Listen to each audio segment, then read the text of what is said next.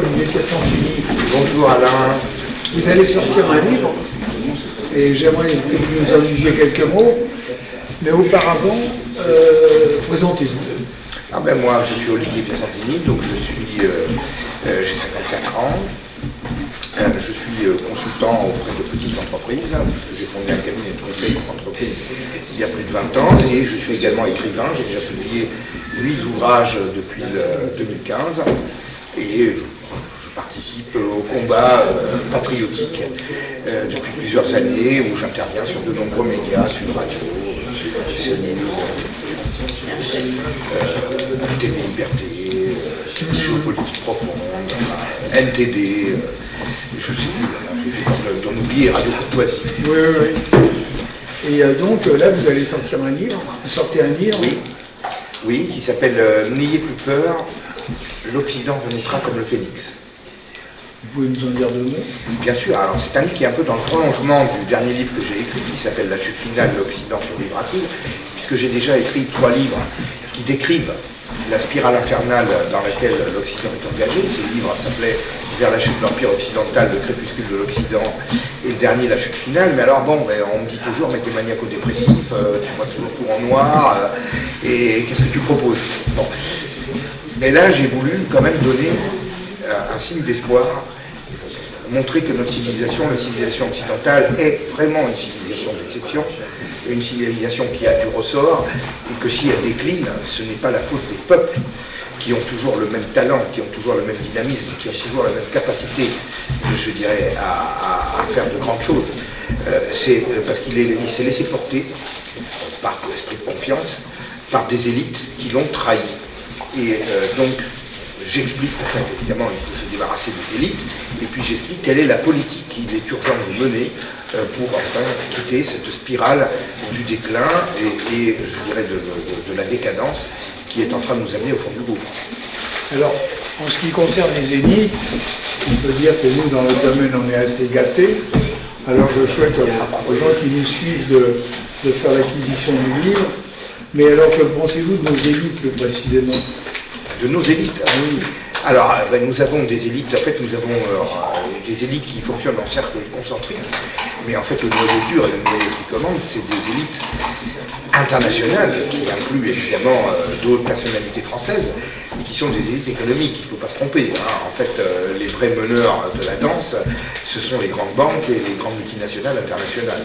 Et ensuite, nous avons, suivant les pays, des élites qui sont à la fois empreinte de l'idéologie mondialiste qui est véhiculée par, je dirais, certains courants de pensée qui se renforcent depuis plusieurs décennies, et puis qui convergent avec les intérêts de ces fameuses multinationales et de ces fameuses élites financières dont je vous ai expliqué qu'elles étaient en fait la clé de voûte du système. Et la particularité de la France, c'est que nous avons des élites politiques, avec évidemment à leur tête Macron et son gouvernement, qui sont complètement conditionnés par une feuille de route. Là, nous avons quelque chose de mondialiste. Nous avons quelque chose de particulier avec Macron, c'est que jusqu'à présent, on avait des élites politiques qui se conformaient à une feuille de route. Là, nous avons une élite politique qui vient directement du sérail, qui a directement été propulsée du sérail, donc qui est en fait programmée pour répondre complètement et docilement à ceux qui l'ont propulsé là. Alors, dans les idées que tout le monde a pour s'en sortir, il faut redonner la voix au peuple. Bien entendu. Finalement, c'est en dernière instance, c'est lui qui est le décisionnaire. Alors, dans notre association, Démocratie Directe pour la France, on met en avant le référendum qui partirait d'une initiative de la base et du peuple. Pouvez-vous... quel point de vue vous avez sur ce En fait, je pense que c'est vraiment un point de vue essentiel. Et d'ailleurs, la conférence que je viens de tenir, j'ai évoqué un sujet qui est un sujet dramatique pour nos pays, qui est l'immigration massive et incontrôlée, qui est un élément politique qui est déterminant, parmi d'autres, comme le libre-échangisme par exemple, mais qui, je dirais, ne fait l'objet d'aucune loi.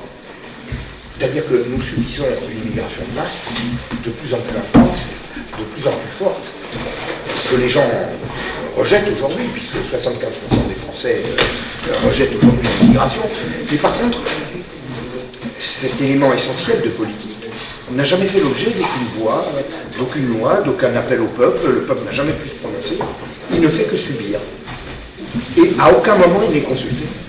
À aucun moment il n'a donné son quitus à ce type, je dirais, de mouvement.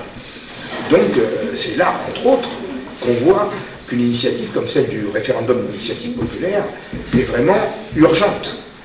Car je pense qu'il est urgent aujourd'hui de freiner des quatre fers cette immigration qui pose de nombreux problèmes, ne fût-ce qu'en termes numériques. Aujourd'hui, il y a 500 000 immigrés qui rentrent en France tous les ans. Je vous parle juste d'un point de vue numérique, hein, faut qu'ils viennent. Comment fait-on pour gérer ça? Comment s'étonner que les hôpitaux sont surchargés, que tous les services publics sont débordés? Vous créez une nouvelle ville de Nice tous les ans par l'immigration qui arriverait à se greffer au pays, mais comment voulez-vous que le pays résiste au bout d'un certain nombre d'années? Donc je pense que c'est des questions sur lesquelles le peuple doit être consulté. Il faut que le peuple en fait se saisisse, parce qu'on ne consultera jamais sinon, hein, puisqu'il s'agit d'un des piliers essentiels avec le libre-échangisme et avec la dérégulation financière du système mondialiste qui nous opprime. Donc le référendum d'initiative populaire est essentiel pour trancher ces questions sur lesquelles nous ne sommes jamais consultés. On pourrait parler également des traités de libre-échange que l'on signe de tous les côtés, comme le CETA avec le Canada, puis bientôt un traité avec le Chili, la Nouvelle-Zélande, etc. Tout ceci participe de l'effondrement de nos entreprises et de nos agriculteurs. On n'est jamais consulté là-dessus. À quel moment on fait comme ça? Bien. Donc là, ce serait vraiment l'occasion que le peuple se saisisse de ces questions essentielles et, je l'espère, marque son mécontentement et sa désapprobation de ce type de politique pour qu'on en finisse. C'est-à-dire qu'on a déjà eu l'expérience du référendum de 2005 où le peuple avait répondu d'une certaine façon et nos élites se sont efforcées de l'entraîner sur la voie qu'ils avaient refusée.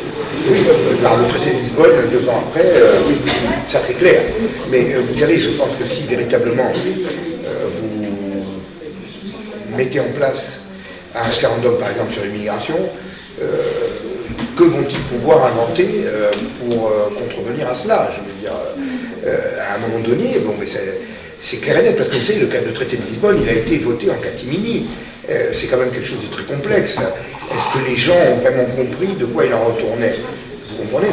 Mais sur des sujets qui sont quand même plus évidents, plus clairs, je pense que l'issue d'un référendum, les gouvernements qui voudraient contrevenir à la vox populi, clairement exprimée, se mettraient, à mon avis, en position très difficile. En tout cas, ça compliquerait leur tâche. Effectivement, voilà. Parce que la réponse, ce serait oui ou non. Ben oui.